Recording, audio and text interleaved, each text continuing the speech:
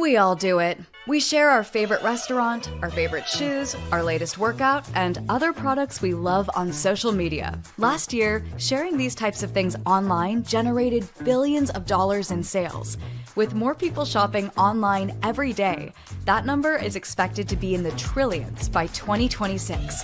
It's no wonder affiliate models are attracting more and more people to earn money for sharing what they love. So, why not you? You have followers. People like or comment on your posts. Why not turn those likes and comments into money in the bank? By partnering with Isagenix, we can help you do just that. For more than 20 years, Isagenix has been making some of the highest quality, clean, effective, and science-backed health, wellness, and beauty products. If you ask us, our products are the best, but we'll keep it humble. Perhaps you've heard of Isagenix.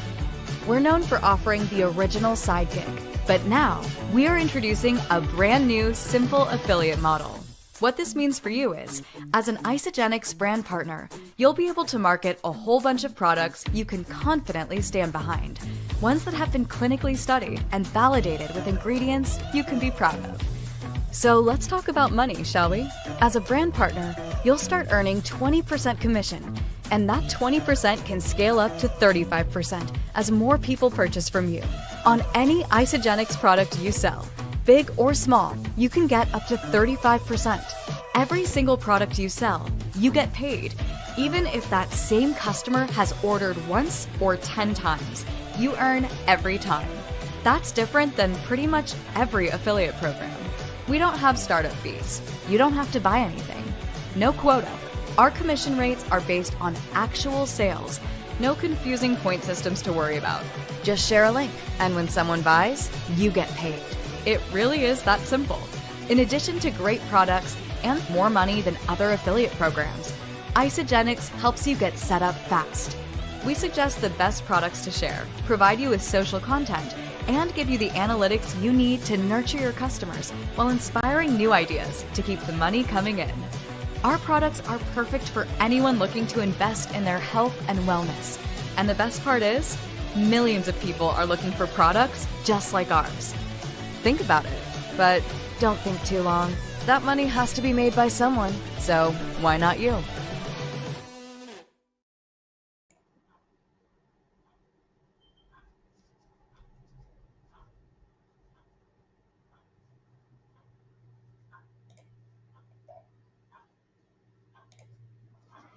Hey guys, good morning and welcome to FHL, Freedom, Health and Lifestyle.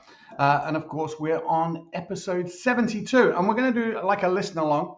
And the book is Breaking the Habit of Being Yourself by Dr. Joe Dispenza. And of course, we're not going to listen to all of it. We're just going to listen to a segment of it. And this is a really interesting book. I think you're going to like it. But look, don't forget, like, subscribe and share. Joey can't be with us today. He's traveling, but hopefully he'll be watching along on his journey. Maybe, maybe not. If you are, give us a comment in the chat, Joe. We'd love to hear from you. But look, don't forget, like, subscribe, share, click that notification button.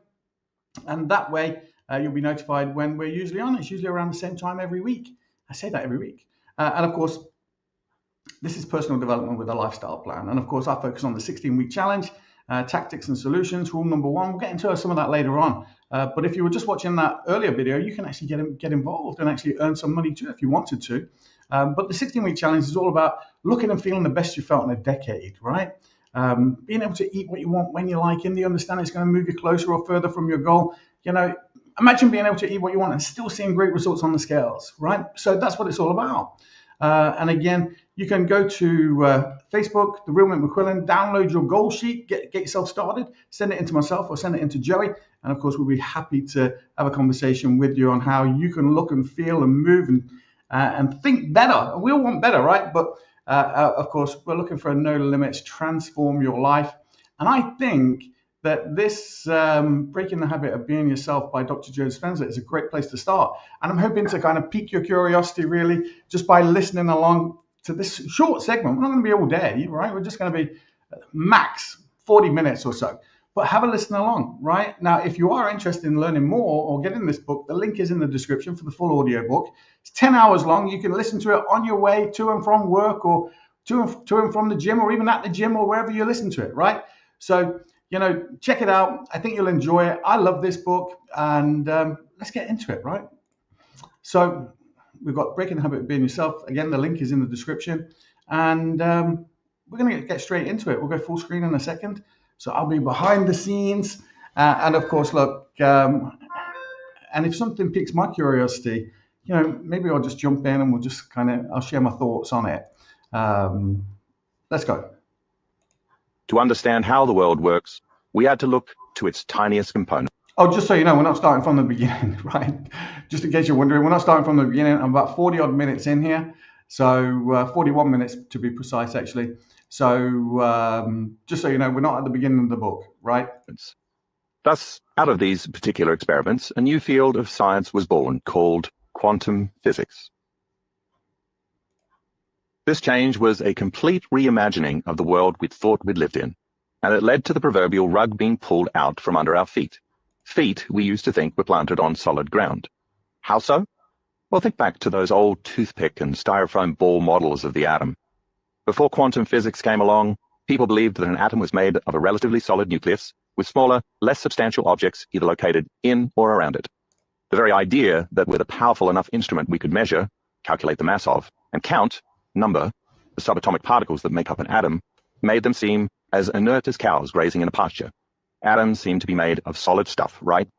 Refer to Figure 1a, the classical atom. Well, nothing could be further from the truth as revealed by the quantum model. Atoms are mostly empty space. Atoms are energy. Think about this. Everything physical in your life is not solid matter. Rather, it's all fields of energy or frequency patterns of information. All matter is more nothing, energy, than something, particles.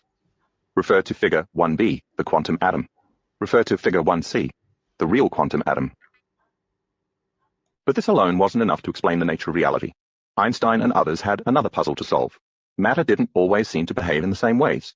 When physicists began observing and measuring the tiny world of the atom, they noticed that at the subatomic level, the fundamental elements of the atom didn't obey the laws of classical physics the way that larger objects did. Events involving objects in the large world were predictable, reproducible, and consistent.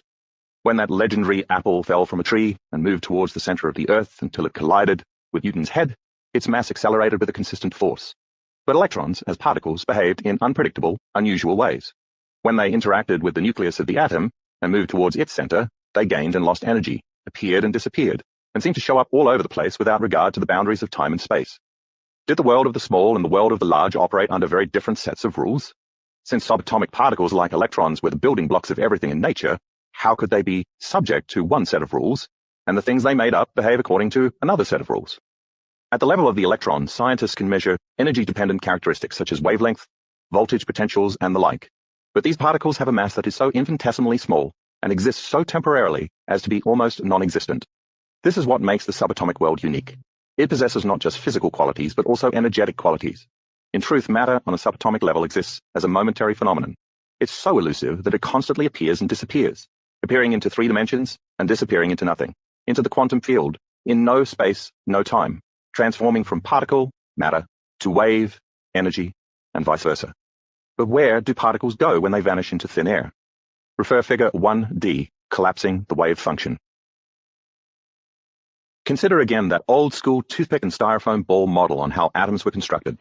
Back then, weren't we led to believe that electrons orbited about the nucleus like planets around the sun? If so, we could pinpoint their location, couldn't we? The answer is yes, in a manner of speaking, but the reason is not at all what we used to think.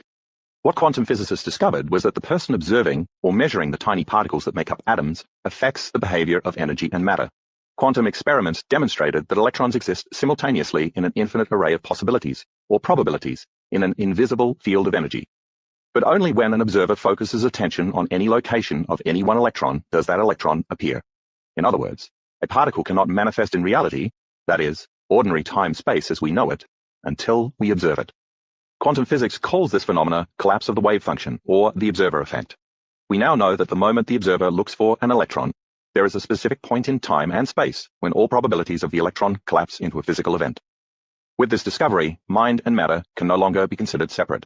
They are intrinsically related, because subjective mind produces measurable changes on the objective physical world. Are you beginning to see why this chapter is titled The Quantum You? At the subatomic level, energy responds to your mindful attention and becomes matter. How would your life change if you learned to direct the observer effect and to collapse infinite waves of probability into the reality that you choose? Could you get better at observing the life you want? So ponder this. Everything in the physical universe is made up of subatomic particles such as electrons. By their very nature, these particles, when they exist as pure potential, are in their wave state while they are not being observed. They are potentially everything and nothing.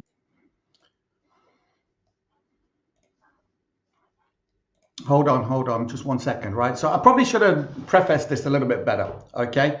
So if you're not familiar with this book, the book is called Breaking the Habit of Being Yourself, How to Lose Your Mind and Create a New One by Dr. Joe Dispenza. Now, it explores how changing your mindset can profoundly transform your life and combines neuroscience, quantum physics, and psychology to guide the readers in reprogramming your thoughts and behaviors to create a more fulfilling reality. So a brief overview is understanding your current self, the science of change, the power of meditation, creating a new self, living in the present and creating change. Overall, the book, Breaking the Habit of Being Yourself, encourages readers to tap into the power of the mind to reshape their lives. And it provides practical steps and helps align thoughts, feelings, and actions with the desired reality, turning new habits into a transformed self. Wow. Right. Okay. I should have started with that, right? But now you've got a bit of an overview because if you were listening to that and you're thinking, God, this doesn't make any sense. You're right. It didn't make any sense, right? Particles, subatomic particles, and all this kind of stuff. But, that should give you a little bit of context. But he's going to get into some stuff now, which I'm pretty sure is going to be mind-blowing for some. It was for me when I first heard it. Do you know what I mean? But look, I think you're going to enjoy it. So let's get back to it. Oh, you will have also noticed that I changed the play speed, right? So in the settings, I changed the play speed to 1.5. And the reason why I did that is because when it's at 1, it's a little bit like, hello, my name is Mick, and I'm going to be here with you today, right? It's like a little bit like that. But when you change it to 1.5 or 1.25, you find out what's more comfortable for you to listen to. It just becomes more conversational. It's like, hey, I'm Mike, I'm going to be here with you today, and it's just easier to listen to. That's the way I find it. Maybe it's going to be different for you. Maybe you want to listen to it in that, normal speed. And if you do, great, but if you want, I always find changing it up just makes it a little bit better. Until they are observed. They exist everywhere and nowhere until they are observed. Thus, everything in our physical reality exists as pure potential. If subatomic particles can exist in an infinite number of possible places simultaneously, we are potentially capable of collapsing into existence an infinite number of possible realities. In other words, if you can imagine a future event in your life based on any one of your personal desires, that reality already exists as a possibility in the quantum field, waiting to be observed by you. If your mind can influence the appearance of an electron, then theoretically, it can influence the appearance of any possibility. This means that the quantum field contains a reality in which you are healthy, wealthy, and happy, and possesses all of the qualities and capabilities of the idealized self that you hold in your thoughts. Stay with me, and you'll see that with willful attention, sincere application, and a new knowledge, and repeated daily efforts, you can use your mind as the observer to collapse quantum particles and organize a vast number of subatomic waves of probability into a desired physical event called an experience in your life. Like clay, the energy of infinite possibilities is shaped by consciousness, your mind. And if all matter is made of energy, it makes sense that consciousness, mind, in this case as Newton and Descartes called it, and energy, matter, according to the quantum model, are so intimately related that they are one. Mind and matter are completely entangled. Your consciousness, mind, has effects on energy, matter, because your consciousness is energy, and energy has consciousness. You are powerful enough to influence matter because at the most elementary level, you are energy with a consciousness. You are mindful matter. In the quantum model, the physical universe is an immaterial, interconnected, unified field of information. Potentially everything, but physically nothing. The quantum universe is just waiting for a conscious observer, you or me, to come along and influence energy in the form of potential matter by using the mind and consciousness, which are themselves energy, to make waves of energetic probabilities coalesce into physical matter. Just as the wave of possibility of the electron manifests as a particle within a specific momentary event, we observers cause a particle or groups of particles to manifest physical experiences in the form of events in our lives. This is crucial to understanding how you can cause an effect or make a change in your life. When you learn how to sharpen your skills of observation to intentionally affect your destiny, you are well on your way towards living the ideal version of your life by becoming the idealized version of yourself. Like everything else in the universe, we are, in a sense, connected to a sea of information in a dimension beyond physical space and time. We don't need to be touching or even close proximity to any physical elements in the quantum field to affect or be affected by them. The physical body is organized patterns of energy and information, which is unified with everything in the quantum field. You, like all of us, broadcast a distinct energy pattern or signature. In fact, everything material is always emitting specific patterns of energy, and this energy carries information. Your fluctuating states of mind consciously or unconsciously change that signature on a moment-to-moment basis because you are more than just a physical body. You are a consciousness using a body and a brain to express different levels of mind. Another way to look at how we humans in the quantum field are interconnected is through the concept of quantum entanglement or quantum non-local connection. Essentially, once two particles can be initially linked in some way, they will always be bonded together beyond space and time. As a result, anything that is done to one will be done to the other, even though they are spatially separated from one another. This means that since we too are made up of particles, we are all implicitly connected beyond space and time. Think about the implications of this. If you can wrap your mind around this concept, then you'd have to agree that the you that exists in a probable future is already connected to the you in this now, in a dimension beyond this time and space. Stay tuned. By the end of this book, that idea might just seem normal to you. Since we're all interconnected across distance and time, does this suggest that our thoughts and feelings can influence events in our past, as well as those we desire in our future? In July 2000, Israeli doctor Leonard Leibovici conducted a double-blind, randomized, controlled trial involving... Now you're going to want to listen to this, right? Because, what he was talking about there, that future self already exists, right? And it exists in the future. And what you do today is either going to move that closer to you. So he's talking about, every future exists. Every reality is already out there. Okay. Every reality is there. And you can actually design your life by focusing on what it is that you want, focusing on what it is that you want to have and imagine you got it. And that actually takes you down that path. It leads you down that path, right? And you can choose multiple paths. And if you're not choosing it, or if you're not changing it, you're choosing it. So it is about being thoughtful and thinking about it, right? But this next section, I think, is going to blow you away and it's hard to get your mind around. This next section is so hard to get your mind around. So maybe I should slow this bit down. But anyway, listen, look, I'm not going to interrupt anymore. I'm just 3,393 hospital patients, divided into a control group and an intercession group. He set out to see whether prayer could have an effect on their condition. Prayer experiments are great examples of mind affecting matter at a distance. But stay with me here because everything is not always what it seems. Leibovici selected patients who had suffered sepsis, an infection while hospitalized. He randomly designated half the patients to have prayers said for them, while the other half were not prayed for. He compared the results in 3 categories: how long fever lasted, length of hospital stay, and how many died as a result of the infection. The prayed for benefited from an earlier decrease in fever and a shorter hospitalization time. The difference in the number of deaths amongst the prayed for and not prayed for groups was not statistically significant, although better in the prayed for group. That's a powerful demonstration of the benefits of prayer and how we can send an intention out into the quantum field through our thoughts and feelings. However, there's one additional element to the story that you should know about. Did it strike you as slightly odd that in July 2000, a hospital would have more than 3,000 cases of infection at once? Was it a very poorly sterilized place, or was some kind of contagion running rampant? Actually, those who were praying weren't praying for patients who were infected in 2000. Instead, unbeknownst to them, they were praying for lists of people who had been in the hospital from 1990 to 1996, 4 to 10 years prior to the experiment. The prayed-for patients actually got better during the 1990s from the experiment conducted years later. Let me say this another way. The patients who were prayed for in 2000 all showed measurable changes in health, but those changes took effect years before. A statistical analysis of this experiment proved that these effects were far beyond coincidence. This demonstrates that our intentions, our thoughts and feelings, and our prayers not only affect our present or future, but they can actually affect our past as well. Now this leads to the question, if you were to pray or focus on an intention for a better life for yourself, could it affect your past, present, and future? The quantum law says that all potentials exist simultaneously. Our thinking and our feeling affects all aspects of life beyond both space and time. Please note, throughout this book, I will refer interchangeably to your having and creating a state of being or a state of mind. For example, we could say that how you think and how you feel create a state of being. I want you to understand that when I use the terms state of being and state of mind, your physical body is a part of that state.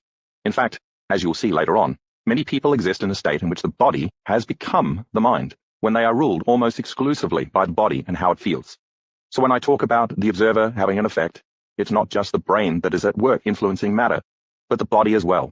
It is your state of being, when mind and body are one as an observer, which has effects on the external world. We communicate with the quantum field primarily through our thoughts and feelings.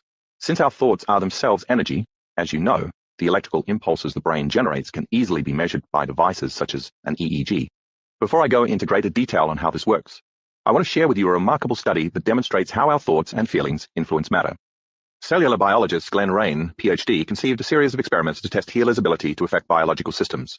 Since DNA is more stable than substances such as cells or bacterial cultures, he decided to have healers hold test tubes containing DNA. This study took place at the HeartMath Research Center in California. The folks there have conducted extraordinary research into the physiology of emotions, heart-brain interactions, and much more. Essentially, they and others have documented a specific link between our emotional states and our heart rhythms. When we have negative emotions, such as anger and fear, our heart rhythms become erratic and disorganized. In contrast, positive emotions, love and joy, for instance, produce highly ordered, coherent patterns that the HeartMath researchers refer to as heart coherence. In Dr. Rain's experiment, he first studied a group of 10 individuals who were well practiced in using techniques that HeartMath teaches to build heart-focused coherence. They applied the techniques to produce strong, elevated feelings such as love and appreciation. Then for 2 minutes, they held vials containing DNA samples suspended in deionized water. When those samples were analyzed, no statistically significant changes had occurred. A second group of trained participants did the same thing.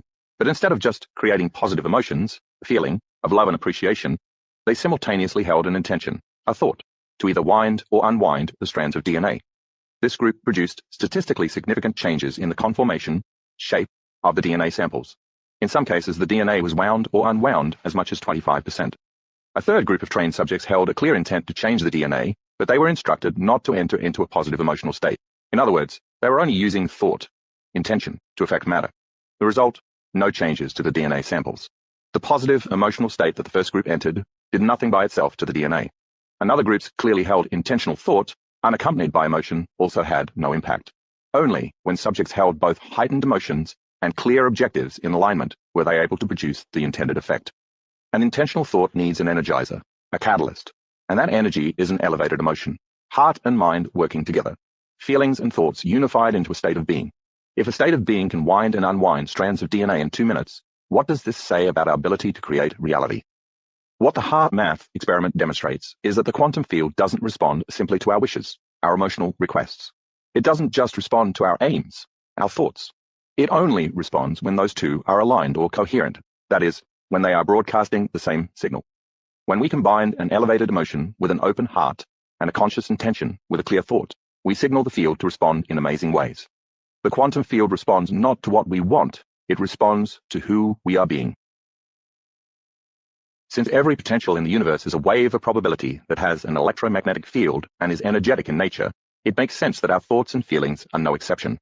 I find it a useful model to think of thoughts as the electrical charge in the quantum field and feelings as the magnetic charge in the field. The thoughts we think send an electrical signal out into the field. The feelings we generate magnetically draw events back to us. Together, how we think and how we feel produces the state of being, which generates an electromagnetic signature that influences every atom in our world. This should prompt us to ask, what am I broadcasting, consciously or unconsciously, on a daily basis? All potential experiences exist as electromagnetic signatures in the quantum field. There are an infinite number of potential electromagnetic signatures for genius, for wealth, for freedom, for health, that already exist as a frequency pattern of energy. If you could create a new electromagnetic field by changing your state of being, which matches that potential in the quantum field of information, is it possible that your body would be drawn to that event, or that event would find you? Refer Figure 1E, Electromagnetic Potentials in the Quantum Field. Quite simply, our routine, known thoughts and feelings perpetuate the same state of being, which creates the same behaviors and creates the same reality. So if we want to change some aspect of our reality, we have to think, feel, and act in new ways. We have to be different in terms of our responses to experiences. We have to become someone else. We have to create. What do you think to that? It's bananas, isn't it? You know, how you think and how you feel responds to who we are being. Oh my God, like that's crazy, isn't it? Do you know what I mean? Like it is worth listening to this over again. I know we jumped right in, not quite into the middle. We're only like an hour in. And this is a 10-hour listen along, but we're not going to do all 10 hours, right? Like I was saying, we're not going to do that. I just want to try and pique your interest into this, because some of this stuff is fascinating. But, and I suppose when you change the way you see something, or when you change the way you think about something, what you actually think changes, maybe, does it? Or what you actually see changes. It's bananas, some of this stuff. But it's worth getting an understanding of, because in essence, what it's saying is that you can actually control the direction of your life and where you want your life to go and how you want to live your life by becoming that person. But it has to be congruent. Your thoughts and feelings have to be congruent. They have to be on the same page. So listen, look, I'm going to let him explain it because he can do it way better than me. Create a new state of mind. We need to observe a new outcome with that new mind. From a quantum standpoint, we have to create a different state of being as an observer and generate a new electromagnetic signature. When we do, we will match a potential reality in the field that exists only as an electromagnetic potential. Once that match exists between who we are being, what we are broadcasting, and the electromagnetic potential in the field, we will be pulled towards that potential reality, or it will find us. I know that it's frustrating when life seems to produce an endless succession of minor variations on the same negative outcomes. But as long as you stay the same person, as long as your electromagnetic signature remains the same, you can't expect a new outcome. To change your life is to change your energy, to make an elemental change in your mind and emotions. If you want a new outcome, you'll have to break the habit of being yourself and reinvent a new self. What do your state of being and a laser have in common? I'll make this connection to illustrate another thing you need to know if you want to change your life. A laser is an example of a very coherent signal. When physicists talk about a coherent signal, they are referring to a signal made up of waves that are in phase. Their troughs, low points, and crests, high points, are parallel. When those waves are coherent, they are much more powerful. Refer to figure 1F, wave patterns. Waves in a signal are either aligned or unaligned, coherent or incoherent. The same goes for your thoughts and feelings. How many times have you tried to create something, thinking in your mind that the end result was possible, but feeling in your heart that it wasn't? What was the result of that incoherent, out-of-phase signal that you were sending? Why is it that nothing manifested? As you just saw with the heart math study, quantum creating only works when your thoughts and feelings are aligned. Just as the waves in a signal are much more powerful when they are coherent, the same is true of when your thoughts and feelings are aligned. When you hold clear, focused thoughts about your purpose, accompanied by your passionate emotional engagement, you broadcast a stronger electromagnetic signal that pulls you towards a potential reality that matches what you want. I frequently talk to my workshop audiences about my grandmother, a woman I adored. She was old school Italian, as steeped in Catholic guilt as she was in the tradition of making tomato gravy or spoon on pasta. She prayed constantly for things and deliberately thought about a new life, but the guilt that had been instilled in her throughout her upbringing confused the signal she was sending. She only manifested more reasons to feel guilty. If your intentions and desires haven't produced consistent results, you've probably been sending an incoherent, mixed message into the field. You may want wealth. You may think wealthy thoughts, but if you feel poor, you aren't going to attract financial abundance to yourself. Why not? Because thoughts are the language of the brain, and feelings are the language of the body. You're thinking one way and feeling another way.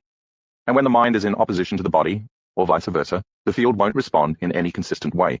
Instead, when mind and body are working together, when our thoughts and feelings are aligned, when we are in a new state of being, then we are sending a coherent signal on the airwaves of the invisible.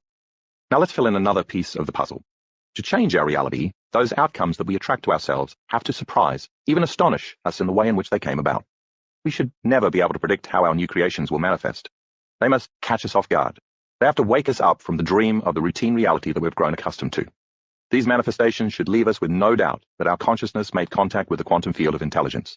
So we're inspired to do this again. That is the joy of the creative process. Why should you want a quantum surprise? If you can predict an event, it's nothing new. It's routine, automatic, and you have experienced it many times before. If you can predict it, the same you produce the same familiar outcome. In fact, if you're trying to control how an outcome will occur, you just went Newtonian. Newtonian, classical physics, was about trying to anticipate and predict events. It was all about cause and effect. What does going Newtonian mean when applied to your ability to create? It's when the external environment is controlling your internal environment, thinking and feeling. That's cause and effect. Instead, change your internal environment, the way you think and feel, and then see how the external environment is altered by your efforts. Strive to create an unknown, new future experience. Then when an unforeseen event occurs in your favor, you'll be pleasantly surprised. You just became a quantum creator. You just went from cause and effect to causing an effect. Hold a clear intention of what you want, but leave the how details to the unpredictable quantum field. Let it orchestrate an event in your life in a way that is just right for you. If you're going to expect anything, expect the unexpected. Surrender, trust, and let go of how a desired event will unfold. This is the biggest hurdle for most to overcome because we human beings always want to control a future reality by trying to recreate how it occurred in a past reality. I've just talked about aligning our thoughts and feelings to produce the result we want, yet in the process, letting go of the details surrounding how that event will come about. That's a leap of faith, and it's necessary if we are to exchange a life of humdrum, predictable outcomes for a joyful life of new experiences and quantum surprises. But we'll need to make yet another leap of faith to bring what we want into reality. Under what circumstances are you typically grateful? You may answer, I'm grateful for my family, the nice home I have, my friends, and my job. What those things have in common is that they're already in your life. Generally, we are grateful for something that already happened or is already present in our lives. You and I have been conditioned into believing that we need a reason for joy, a motivation to feel gratitude, grounds to be in a state of love. That's relying on external reality to make us feel differently internally. It's Newton's model. The new model of reality challenges us, as quantum creators, to change something within us, in mind and body, in our thoughts and feelings, before we can experience the physical evidence with our senses. Can you give thanks and feel the elevated emotions associated with a desired event before it occurs? Can you imagine that reality so completely that you begin to be in that future life now? In terms of quantum creating, can you give thanks for something that exists as a potential in the quantum field, but has not yet happened in your reality? If so, you are moving from cause and effect, waiting for something outside of you to make a change inside of you, to causing an effect, changing something inside of you to produce the effect outside of you. When you are in a state of gratitude, you transmit a signal into the field that an event has already occurred. Gratitude is more than an intellectual thought process. You have to feel as though whatever you want is in your reality at this very moment. Thus, your body, which only understands feelings, must be convinced that it has the emotional quotient of the future experience happening to you now. I hope by now you agree on some basic underlying concept. Like, I don't know what he was talking about there. Was he talking about that gratitude journal that myself and Joey were talking about last week? I think he gets deeper into that because it's really, really interesting. When you're being grateful for something that you've got in the future, knowing that you're going to have it in the future, and feeling the feeling of having it, like some of this stuff is mind blowing. And like I was talking with somebody the other day, and in fact, last Tuesday it was, and I came to the conclusion that it was about intention, distractions, and the next 5 minutes, and what you do. So, your intention is to do this or to have that or to act in a certain way. And then you get distracted. And then it's about what you do in the next 5 minutes. Like, do you follow that distraction and just go off down there? Or do you come back to your intention, your intentional thought or focus of doing something?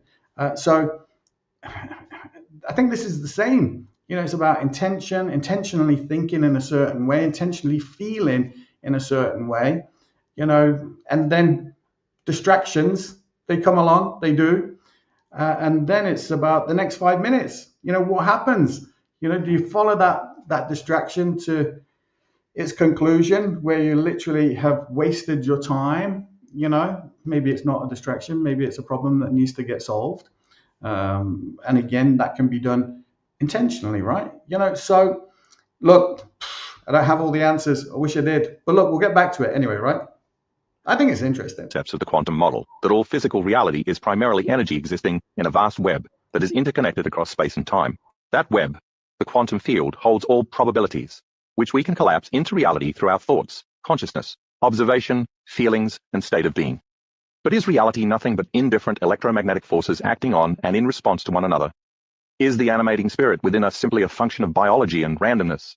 I've had conversations with people who hold this view. Ultimately, the discussion leads to a dialogue that goes something like this. Where does the intelligence that keeps our heart beating come from? Well, that's a part of the autonomic nervous system. Where is that system located? The brain's limbic system is part of the autonomic nervous system. And within the brain, are there specific tissues that are responsible for keeping the heart beating? Yes. What are those tissues made of? Cells. And what are those cells made of? Molecules. What are those molecules made of? Atoms. And what are those atoms made of? Subatomic particles. And what are those subatomic particles primarily composed of? Energy? When we arrive at the conclusion that our physiological vehicle is made up of the same stuff as the rest of the universe, and these folks bump up against the notion that what animates the body is a form of energy, the same 99.999% nothing that constitutes the physical universe, they either shrug and walk away or come to realize that there is something to this notion that a unifying principle pervades all of physical reality. Isn't it ironic, then, that we keep all of our attention on the 0.00001% of reality that is physical? Are we missing something? If this nothing consists of energy waves that carry information, and this force organizes our physical structures and their functioning, then it certainly makes sense to refer to the quantum field as an invisible intelligence. And since energy is at the basis of all physical reality, that intelligence I've just described to you has organized itself into matter. Think of the preceding conversation as a kind of template for how this intelligence has constructed reality. The quantum field is invisible potential energy that is able to organize itself from energy to subatomic particles, to atoms, to molecules, and on up the line to everything. From a physiological perspective, it organizes molecules into cells, into tissues, into organs, into systems, and finally into the body as a whole. Put another way, this potential energy lowers itself as a frequency of wave patterns until it appears as solid. It is this universal intelligence that gives life to that field and everything in it, including you and me. This power is the same universal mind that animates every aspect of the material universe. This intelligence keeps our hearts beating and our stomachs digesting food, and oversees an incalculable number of chemical reactions per second that take place in every cell. Moreover, the same consciousness prompts trees to grow fruit and causes distant galaxies to form and collapse.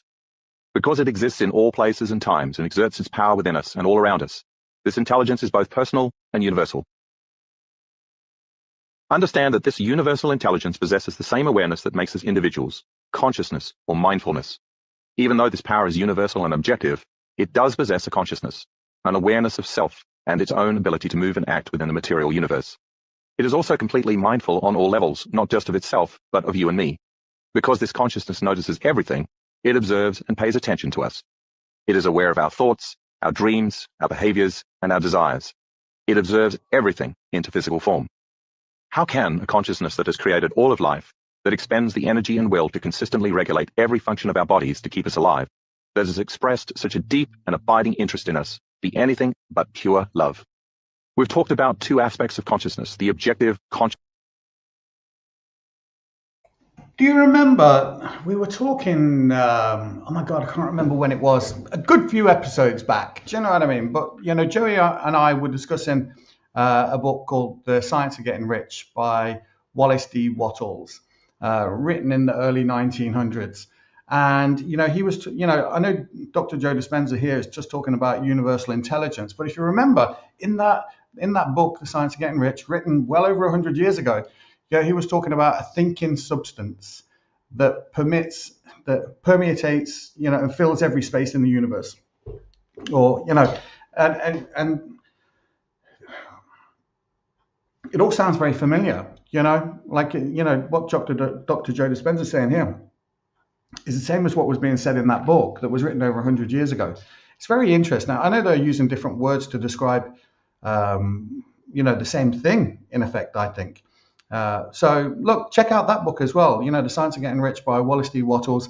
That's only a 3-hour read. You could get through that in a sitting. You could very easily get through that. This book's a little bit longer, a little bit more in depth.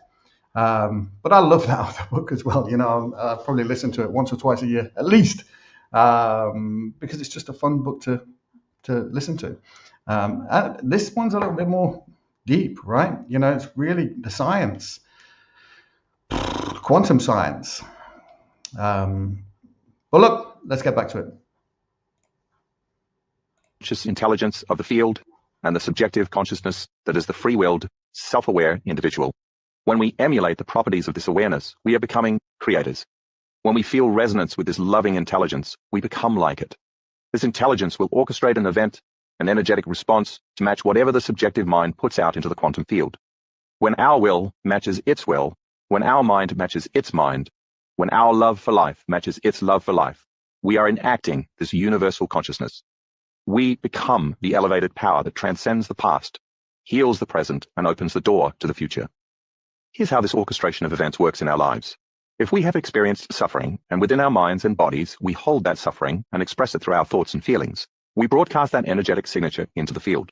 The universal intelligence responds by sending into our lives another event that will reproduce the same intellectual and emotional response. Our thoughts send the signal out, I am suffering, and our emotions, I am suffering, draw into our lives an event to match that emotional frequency. That is, a good reason to suffer. In a very real sense, we are asking for proof of the existence of universal intelligence at all times, and it sends us feedback in our external environment at all times. That's how powerful we are. The question at the heart of this book is this: why don't we send out a signal that will produce a positive outcome for us? How can we change so that the signal we send out matches what we intend to produce in our lives? We will change when we fully commit to the belief that by choosing the thought signal we send out, we will produce an effect that is observable and unexpected. With this objective intelligence, we are not punished for our sins, that is, our thoughts, feelings, and actions, but by them. When we project into the field a signal based on the thoughts and feelings, such as suffering, produced by some undesirable experiences in our past, is it any wonder that the field responds in the same negative way? How many times have you uttered these words, or very similar ones? I can't believe it. Why does this always happen to me? Based on your new understanding of the nature of reality, do you now see that those statements reflect your acceptance of the Newtonian Cartesian model in which you are a victim of cause and effect? Do you see that you are fully capable of causing an effect yourself? Do you see that instead of responding in the manner above, you could be asking yourself, how can I think, feel, and behave differently to produce the effect result that I want?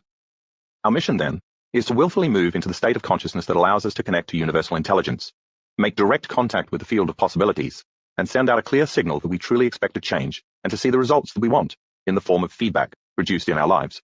When you do create purposefully, request a sign from the quantum consciousness that you have made contact with it. Dare to ask for synchronicities related to your specific desired outcomes. When you do, you are being bold enough to want to know that this consciousness is real and that it's aware of your efforts. Once you accept this, then you could create in a state of joy and inspiration. This principle asks us to lay down what we think we know, surrender to the unknown, then observe the effects in the form of feedback in our lives. And that is the best way we learn. When we get positive indications, when we see our external circumstances shift in a favorable direction, we know that whatever we did inside of us was right. Naturally, we'll remember what we did so we can do it again. So when feedback begins to occur in your life, you can choose to be like a scientist in a process of discovery. Why not monitor any changes to see that the universe is favorable to your efforts and prove to yourself that you are that powerful? So how can we connect with that state of consciousness? Newtonian physics postulated that there is always a linear series of interactions that are predictable and repeatable. You know, if A plus B equals C, then C plus D plus E equals F. But in the wacky world of the quantum model of reality, everything is intercommunicating within a higher dimensional field of information that is holistically entangled beyond space and time as we know it. One reason why quantum physics is so elusive is that for years we have been accustomed to thinking based on our senses. If we measure and reaffirm reality with our senses, we are stuck in the Newtonian paradigm. Instead, the quantum model demands that our understanding of reality not be based on our senses. Quantum physics is nonsense. In the process of creating future reality via the quantum model, our senses should be the last to experience what the mind has created. The very last thing we experience is the sensory feedback. Why? The quantum is a multi-dimensional reality that exists beyond your senses, in a realm where there is no body, no thing, no time. Thus, to move into that domain and create from that paradigm, you'll need to forget about your body for a little while. You'll also have to temporarily shift your awareness away from your external environment, all those things that you identify with in your life. Your spouse, your kids, your possessions, and your problems are all part of your identity. Through them, you identify with the outer world. And finally, you'll have to lose track of linear time.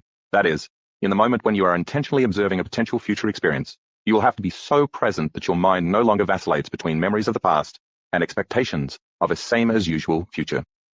Isn't it ironic that to influence your reality, environment, heal your body, or change some event in your future, time, you have to completely let go of your external world, no thing? How do you do that? How do you do that? Right? I don't know.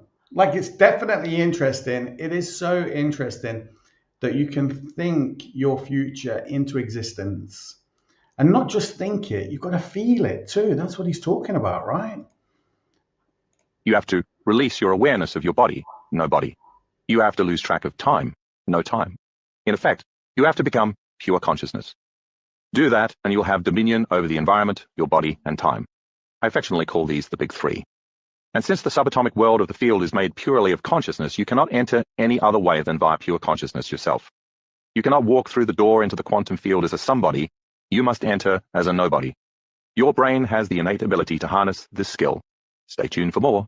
When you understand that you are fully equipped to do all this, leave this world behind and enter a new reality beyond space and time, you'll be naturally inspired to apply it in your life. What does it mean to go beyond space and time? These are constructs that humans created to explain physical phenomena involving location and our sense of the temporal. When we talk about a glass sitting on a table, we reference it in terms of location, where it is in space, how long it has occupied that location. As humans, we're obsessed with these two conceptions: where we are, how long we've been there, how long we will remain, where we'll go next. Even though time is not something that we can actually sense, we feel it passing in much the same way that we sense our location in space. We feel the seconds, minutes, and hours passing by, just as we feel our bodies pressed against our chairs and our feet planted on the ground. In the quantum field, the infinite probabilities for materializing reality are beyond time and space because potential doesn't yet exist. If it doesn't exist, it doesn't have a location or occupy a position temporarily. Anything that doesn't have material existence, that hasn't had its waves of probability collapsed into particle reality, exists beyond space and time. Since the quantum field is nothing but immaterial probability, it is outside of space and time. As soon as we observe one of those infinite probabilities and give it material reality, it acquires those two characteristics. Great! We have the power to make material a reality of our own choosing by selecting it from the quantum field. But we have to somehow access that field. We're always connected to it, but how do we get the field to respond to us? If we're constantly emitting energy, and therefore sending information to the field, and receiving information from it, how do we communicate more effectively with it? In upcoming chapters, I will talk at length about how to enter the field. For now, what you need to know is that to enter the field, which exists beyond space and time, you have to enter a similar state. Do you ever have any experiences when time and space seem to disappear? Think of some of those moments when you're driving and your thoughts are focused on some concern you have. When that happens, you forget about your body. You are no longer aware of how you feel in space. You forget about your environment. The external world disappears. And you forget about time. You have no idea how long you have been tranced out. At moments like these, you've been at the threshold of the door that allows you to enter the quantum field and gain access to working with universal intelligence. In essence, you've already made thought more real than anything else. Later on, I will provide instruction on how to move into that state of consciousness regularly, to access the field and to communicate more directly with the universal intelligence that animates all things.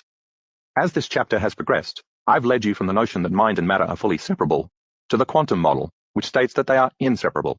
Mind is matter, and matter is mind. So all those times in the past when you tried to change, maybe your thinking was fundamentally limited. You likely believed that it was always circumstances outside of you that needed to change. If I didn't have so many other commitments, I could lose the excess weight and then I'd be happy. We've all stated some variation on that theme. If this, then that, cause and effect. What if you could change your mind, your thoughts, your feelings, and your way of being outside the bounds of time and space? What if you could change ahead of time and see the effects of those internal changes in your external world? Well, you can. What has profoundly and positively changed my life and the lives of so many others is the understanding that changing one's mind, and thereby having new experiences and gaining new insights, is simply a matter of breaking the habit of being oneself. When you overcome your senses, when you understand that you are not bound by the chains of your past, when you live a life that is greater than your body, your environment, time, all things are possible. The universal intelligence that animates the existence of all things will both surprise and delight you. It wants nothing more than to provide you with access to all you want. In short, when you change your mind, you change your life. When you change your mind, you change your life. Bloody hell. Oh my God. Like, listen, I hope that this has piqued your curiosity in diving into this book. I really do, because it's fascinating. I'm going to listen to it all week. I am. And maybe we'll get Joey's insights on it maybe next week, because we'd love to get Joey's final thought, right? God, that was incredible. It was incredible. So look, I'm going to encourage you to join Joey and I here, and of course you can go to the Facebook page. Let me see if I can find Joey's Facebook page here and mine. So you can go to Joey's Facebook page, facebook.com/Joey.Unger. Learn more about Joey and what Joey does. Joey's had a really great week this week. He's been interviewed a few times and, all kinds of stuff. He's very successful. And he's a good guy. Do you know what I mean? He really loves helping people. So if you want to find out more about Joey, go to Joey.Unger on Facebook, or go to my Facebook page, The Real Mick McQuillan. And of course, one of the featured posts is the goal sheet, where you can actually kick off your 16-week challenge. And what is the 16-week challenge? It's about looking and feeling the best you felt in a decade. You can probably hear that someone's desperate to get hold of me here, which is always great, right? I love it. But, look, it's simple but not easy, right? Like if you want to change your life, you've got to change your mind. And it's not just about changing your mind. It's all those other things that he was talking about too. It's about aligning, the body and the mind, your thoughts and your feelings. It's complex, right? It is. But it's worth trying to understand. It's worth trying to understand, because if you can understand that, then you can actually start to implement it. You can start to take control of your emotions. Instead of, I remember years ago, I used to be so reactive. Until I learn to respond, So, but look, I'm not even close to the finished article. It's a constant work in progress, right? It is. But look, I would encourage you to dream big, think big, and go after what it is that you want. Like if you're going to fail, like there's success in failure. Because there's a learning experience. When you fail, when you try something and you fail, like you learn what didn't work, and then you're able to come at it from a different angle, come at it from a different point of view, change your opinion on something. Lots of times when we fail, we don't try again. I'm going to encourage you to try again, but I'm going to encourage you first to join Joey and I. And of course, you can find out more about what Joey and I do on this website here. If you go to risethriveglobal.com, or even go to risethrive.global. And that website, you can learn more about, what Joey and I do, who we're connected with, our team, and how we're helping people just like you, just like me, just like Joey, build a better life for themselves. And that's what it's about, right? We all want better, all of us, we do. But sometimes you don't know where to start. Well, you can start here with us, and we'll be happy to give you some guidance and some direction. We can't do it for you, but we can show you where you can get the tools and the vehicle that you need to get you from where you are to really where you want to be. And that's why this is personal development. It's personal development with a lifestyle plan or a business plan, whatever you want to call it. And that's what it's about. So look, go here, risethrive.global.com, learn more about what Joey and I are doing and who we're doing it with, right? And you can be part of that. But again, I enjoyed this book. I hope you enjoy it too. And again, look, if you're interested in social media or being a social media influencer, you can go to this website here and you can learn more about how you can become an affiliate or a brand partner. So quickly write that down. The link is in the description anyway. And again, I think it's under this link here, mpmcquillan.com. MP McQuillan, that's me. And if you go there, it's the same as this brand partner page. But again, you can learn more about how you can earn money, through your social media, through doing things in a very deliberate way, in a very certain way. But again, look, it might not be for you. I'm not saying that you should do it. I'm just saying, look, go and take a look and see if it is for you. And if it is, great. And if it's not, all you've done is taken a look and decided it's not for you. And that's okay, right? It really is. You want to be doing things that you enjoy doing, right? That makes a lot of sense to me. Although in saying that, as a business owner, there's lots of things that I have to do that I don't necessarily enjoy doing. Is that why I have a successful business? Maybe it is. Maybe successful people do things that, other people aren't willing to do. And maybe that's part of it. Maybe you have to do those things. Maybe you have to, to do those things that you don't want to do to bring you the life that you want. And that starts with thinking differently, right? Like you've heard me say it before. I've got a quote on my wall from Buckminster Fuller. Bob Proctor used to use this a lot. And the quote is, you never change things by fighting the existing reality. To change something, build a new model that makes the existing model obsolete. And that's what this book helps you to do. It helps you to, break the habit of being yourself. That's what the book's called. And, the second part to that, hold on, the mouse isn't working. And the second part to that is breaking the habit of being yourself, how to lose your mind and create a new one. And that's what it's about. Most of us, including me, are fighting an existing reality. We're having the same thoughts, we're having the same feelings over and over again. We're not necessarily approaching, our day-to-day lives, in a new way. But to change something, you've got to build a new model. So how do you change your mind? How do you change your thought processes? Because as Bob Proctor says, your thoughts control your feelings control your actions control your results. And if you're not getting the results that you want, you've got to change some of those things. And it starts by changing your thoughts. Just as Bob Proctor says, just as Dr. Joe Dispenza has said here, to change your life, you've got to change your mind, right? So to change something, build a new model that makes the existing model obsolete.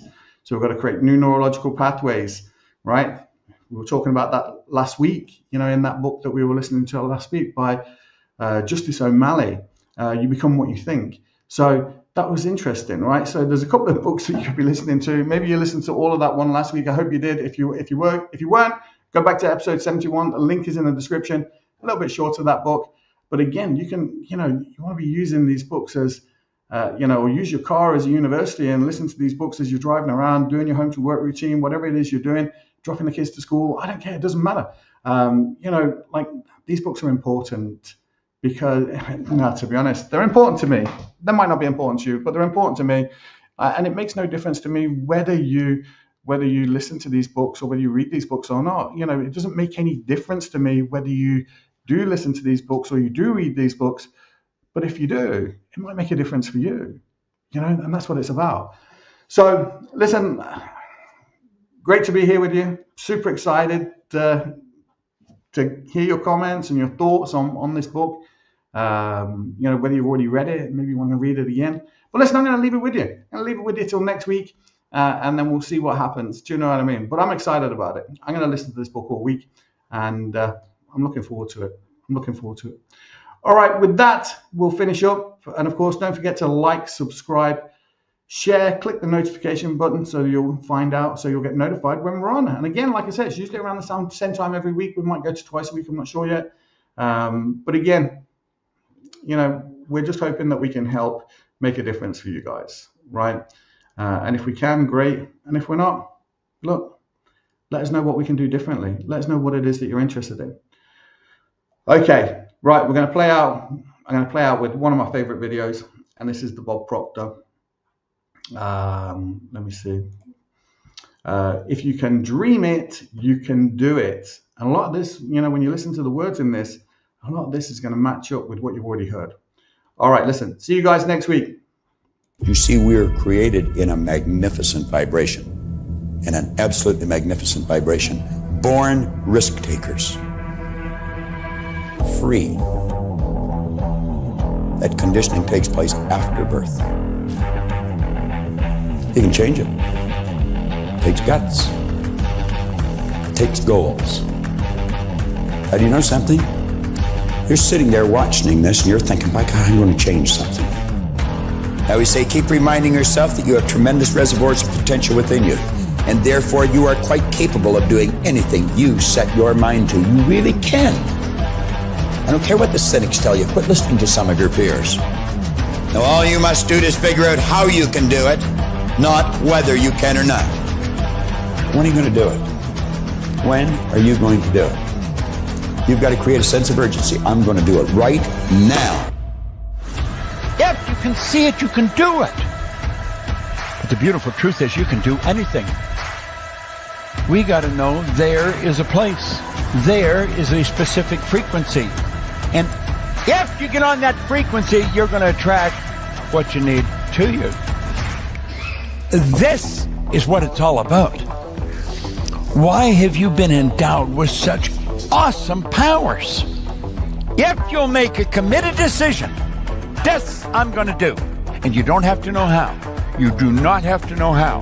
The second you make the committed decision, you flip your brain onto the frequency that you have to be on to attract what you have to attract to manifest the thing that you want. If you can see it, you can do it. It's got to be something you want. Wants come from inside. Act like you're already there. Walk, talk, speak, live like you're already there. Don't set a small goal. Don't set something that doesn't really wind your stem. Set it so big it jazzes you. It really gets you going. When something of a very high nature resonates with the very high side of you, you'll know it. You'll know it. You will feel it. Feeling is conscious awareness of vibration. The only prerequisite, do you want it? Not do you need it, not could you do it. The only prerequisite is, do you want it? Take the lid off your marvelous mind and dream. For goodness sake, give yourself the right to do that. Get your analytical mind out of the way. Put it in your pocket for a while.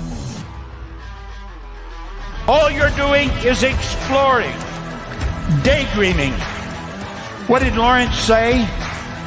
All men dream, but not equally. Those who dream by night in the dusty recesses of their mind waken the day to find that it was vanity. But the dreamers of the day are dangerous men, for they may act their dream with open eyes to make it possible. This I did.